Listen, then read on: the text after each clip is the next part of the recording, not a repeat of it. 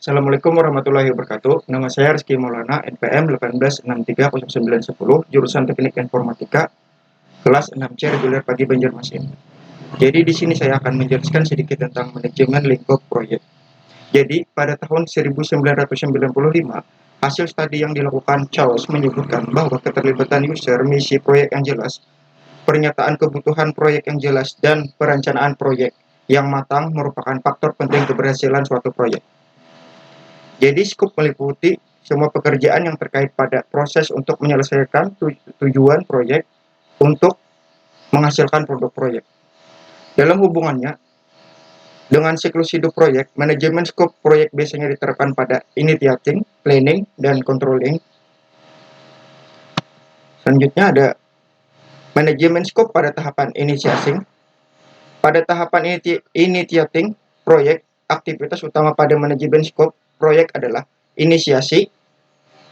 Inisiasi merupakan tahap permulaan proyek. Jadi inisiasi proyek, perencanaan strategi dan seleksi proyek. Proses inisiasi proyek meliputi identifikasi proyek-proyek potensial, menggunakan metode dan realistis untuk memilih proyek mana yang akan dikerjakan, kemudian dilanjutkan dengan pembuatan bagan proyek atau project charter. Salah satu alat bantu populer digunakan untuk membuat perencanaan strategis adalah analisis SWOT atau Strength, Weakness, Opportunity, dan Threat.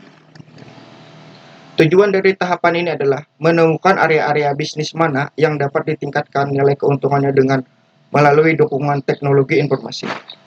Berikut ini adalah survei yang dilakukan oleh Bacon pada tahun 1992 terkait dengan perkembangan investasi teknologi informasi. Jadi ini adalah tabel dari hasil survei yang dilakukan oleh Bacon pada tahun 1922. Selanjutnya ada secara umum driver mengembangkan teknologi informasi dapat dikelompokkan menjadi dua, yaitu driver bisnis dan driver teknologi. Teknologi informasi yang dikembangkan berdasarkan driver bisnis berorientasi untuk problem solving, mendukung proses-proses bisnis, meningkatkan keuntungan, atau meminimalkan risiko.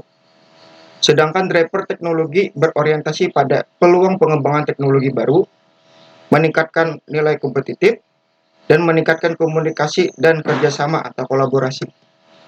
Jadi secara ringkas identifikasi proyek-proyek IT yang potensial dapat dilakukan secara sistematis melalui 4 langkah. Jadi yang pertama ada perencanaan strategis teknologi informasi, yang kedua adalah analisis area bisnis, perencanaan proyek, dan alokasi sumber daya. Jadi perencanaan strategi teknologi informasi yaitu menyusun rencana strategis proyek teknologi informasi disesuaikan dengan visi, misi, dan rencana strategis organisasi. Yang kedua ada analisis area bisnis, yaitu melakukan analisis area bisnis untuk menentukan area bisnis mana yang memerlukan dukungan teknologi informasi. Selanjutnya ada perencanaan proyek, menyusun proyek-proyek potensial, mendefinisikan skop proyek, manfaat dan batasan-batasan proyek berdasarkan analisis area bisnis. Yang terakhir ada alokasi sumber daya, memiliki proyek IT dan memetakan alokasi sumber daya untuk daya yang membutuhkan untuk pelaksanaan proyek. Metode seleksi proyek, terdapat beberapa metode yang dapat digunakan untuk menyeleksi proyek, antara lain ada fokus pada kebutuhan organisasi. Fokus pada kebutuhan organisasi ini adalah manajer senior harus dapat mempertemukan antara berbagai kebutuhan organisasi yang berbeda-beda dengan proyek apa yang akan dilaksanakan. Pemilihan proyek berbasis pada kebutuhan organisasi memiliki 3 kriteria penting, yaitu kebutuhan atau need, pembiayaan atau funding, dan terakhir ada dukungan atau will.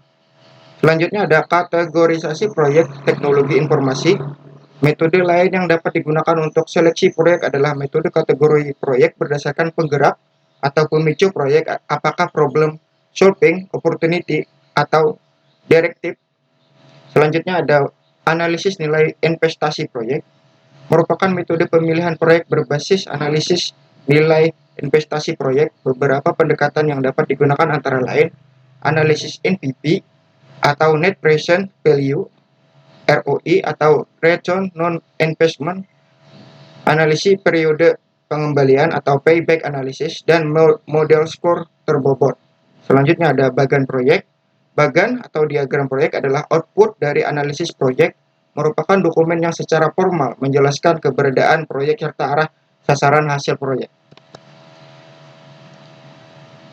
Jadi sini ada manajemen skop pada tahapan planning. Skop planning proses perencanaan skop proyek pada dasarnya merupakan proses untuk menyusun dokumen sebagai dasar penilaian proyek yang akan dilaksanakan, termasuk kriteria-kriteria yang ditetapkan apabila proyek atau fase dalam proyek telah diselesaikan. Selanjutnya ada pernyataan skop atau scope statement. Pernyataan skop adalah dokumen yang digunakan untuk pengembangan dan menjelaskan tentang pemahaman tentang skop proyek. Scope statement biasa juga disebut dengan statement of work atau SOW. Di sini ada scope definition. WBS Work Breakdown Structure adalah alat bantu untuk menganalisis pekerjaan-pekerjaan dalam proyek berbasis pada hasil atau berbasis proses atau fase. Jadi terdapat beberapa pendekatan dalam pembuatan WBS, antara lain menggunakan grid lines, pendekatan analogi, pendekatan top down, pendekatan bottom up. Yang terakhir ada manajemen skop pada tahapan controlling. Pada tahapan controlling, aktivitas manajemen skop merupakan verifikasi skop, skop verifikasi, dan kontrol perubahan skop atau scope change control. Verifikasi skop adalah aktivitas untuk memeriksa apakah skop proyek sudah sesuai dengan spesifikasi dan tujuan proyek. Kontrol perubahan skop adalah aktivitas untuk mengendalikan mengendalikan perubahan-perubahan atau skop proyek yang sudah disusun. Termasuk dalam hal ini prosedur-prosedur penanganannya. Sekian dari saya. Assalamualaikum warahmatullahi wabarakatuh.